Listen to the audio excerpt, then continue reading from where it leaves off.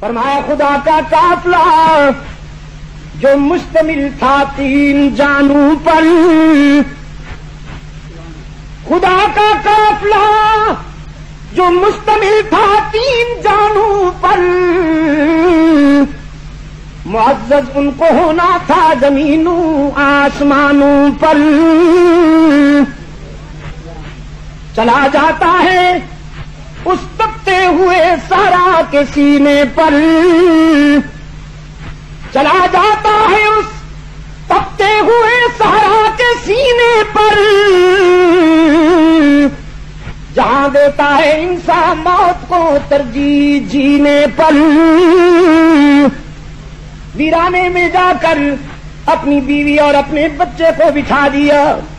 جناب حاجرہ فرماتی ہیں لوگ تو اپنے گھروں کو تنہا نہیں چھوڑتے، ابراہیم آپ مجھے اور میرے لگتے جگر کو اس ویرانے میں بٹھا رہے ہیں، بچہ تو میرا معصوم ہے، کوئی میری ہی خطا ہوگی جس کی اتنی کڑی سزا دی جا رہی ہے، تو برائے کرم ذرا بتا کے تو جائیے تاکہ میں اللہ سے معافی مانگتی رہوں۔ رحمت عالم صلی اللہ علیہ وسلم نے فرمایا اس مرحلے پر میرا دادا چپ تھا، بولتا بھی نہیں تھا کہ کوئی لفظ ایسا نہ نکل جائے جو امتثال امر الہی میں مخل ہو۔ حاجرہ نے پھر پوچھا، کوئی جواب نہ ملا، تیسری بار کہنے لگی اچھی بات ہے آپ اتنا تو بتا دیجئے اس ویرانے میں چھوڑنے کا فیصلہ آپ کا ذاتی ہے یا آفاقی ہے؟ خلیل نے اس کے جواب میں انگلی اٹھا دی، نبی کا کوئی فیصلہ ذاتی نہیں ہوتا، حکم تو اس کا ہے، مرضی تو پروردگار کی ہے۔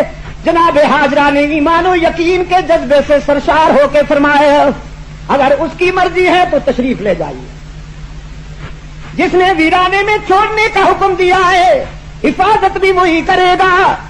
خلیل نے بیوی سے اور بچے سے بھی منہ پھیر کر اللہ کی طرف متوجہ ہوئے، عرض کیا ربنا انی اسکنت من ذریتی بواد غیر ذی زرع عند بیتک المحرم ربنا لیقیموا الصلاة فاجعل افئدة من الناس تهوی الیہم وارزقهم من الثمرات لعلهم یشکرون۔ اے ہمارے رب اس ویرانے میں جہاں زندگی کے آثار بھی نظر نہیں آتے اپنی متاع قلب و جگر چھوڑ کر جا رہا ہوں تاکہ تو خوش ہو جائے، تیرے نام کی رفعتیں اور بلند ہو جائیں۔ اے اللہ میں انہیں تنہا چھوڑ کے جا رہا ہوں پر تو انہیں تنہا نہ چھوڑنا، اپنے بندوں کے دلوں کو ادھر متوجہ کرنا۔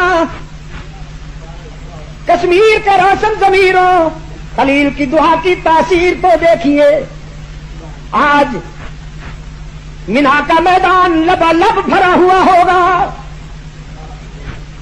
آج مینا کا میدان لبالب بھرا ہوا ہوگا۔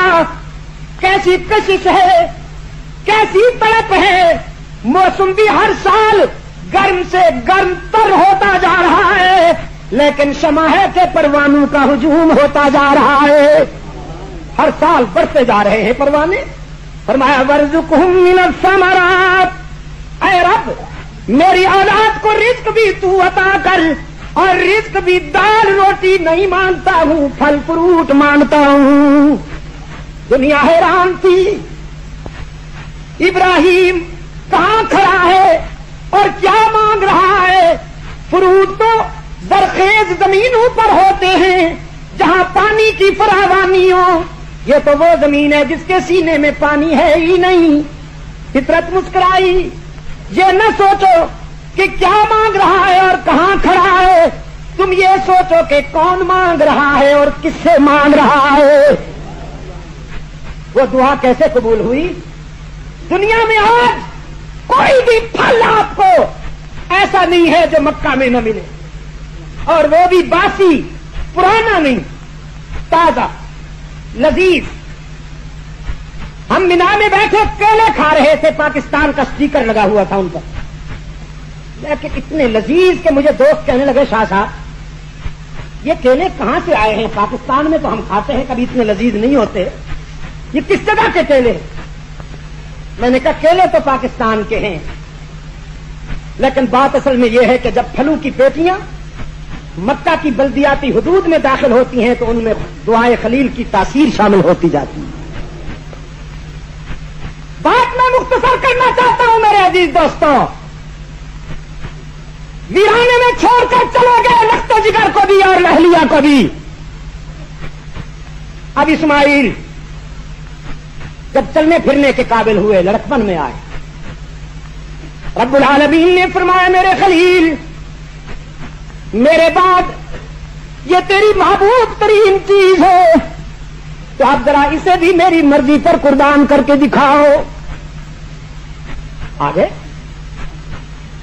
اپنے بچے کو لیا، منزل عشق پہ جا کھڑے ہوئے۔ قرآن کہتا ہے فلما بلغ معه السعي قال يا بني إني أرى في المنام أني أذبحك فانظر ماذا ترى۔ خلیل اللہ نے اپنے بیٹے کو خطاب کرتے ہوئے پوچھا لخت جگر میں نے خواب دیکھا ہے کہ خنجر میرا ہے، گلا تیرا ہے اور حکم پروردگار کا ہے، تو اپنا ذرا کتاب دل سے اس کی تعبیر بتائیے۔ سعادت مند فرزند نے جواب دیا یا آبتی افعل ما تؤمر، ابا جی جو حکم ملا ہے اس میں پوچھنے کی کون سی بات ہے، عمل کیجئے نا۔ رہا میرا معاملہ تو مجھے کم سن نہ سمجھیے، میں بالغ نظر ہوں، ستجدنی انشاء اللہ من الصابرین، آپ مجھے صبر کرنے والوں سے ہی پائیں گے۔ قرآن کہتا ہے فلما اسلما وتلہ للجبین، دونوں تیار ہو گئے، اسماعیل گلا کٹانے کے لیے، ابراہیم خنجر چلانے کے لیے، دونوں تیار ہو گئے۔ اسماعیل نے اپنا ماتھا زمین پہ رکھ لیا، ابراہیم نے آنکھوں پہ پٹی باندھ لی، خنجر چلنے کا وقت آیا تو گلا تبدیل ہو گیا۔ رب العالمین کی مرضی کے مطابق، اس کے حکم کے مطابق گلا تبدیل ہو گیا۔ اسماعیل کی جگہ ایک جانور ذبح ہو گیا، ایک مینڈا ذبح ہو گیا، اور اس کا گرم گرم خون اسماعیل کے ہاتھوں پہ لگا۔ خوش ہو گئے، الحمدللہ الحمدللہ کہ میرا بیٹا ذبح ہو گیا ہے، خون جو آ گئے ہاتھوں۔ قرآن کہتا ہے نادیناہ ان یا ابراہیم قد صدقت الرؤیا، رب العالمین نے اسی مقام پر پکارا اپنے خلیل کو، ابراہیم تو نے اپنا خواب سچا ثابت کر دیا، ہم آپ کو اس کامیابی پر مبارکباد دیتے ہیں۔ اب تو اور زیادہ خوش ہو گئے کہ پہلے ہاتھوں پہ خون آیا تھا، اب ادھر سے خون بھی آ گیا۔ پٹی کھولی تو منظر عجیب ہے، مینڈھا تڑپ رہا ہے اور بیٹا سامنے کھڑا مسکرا رہا ہے۔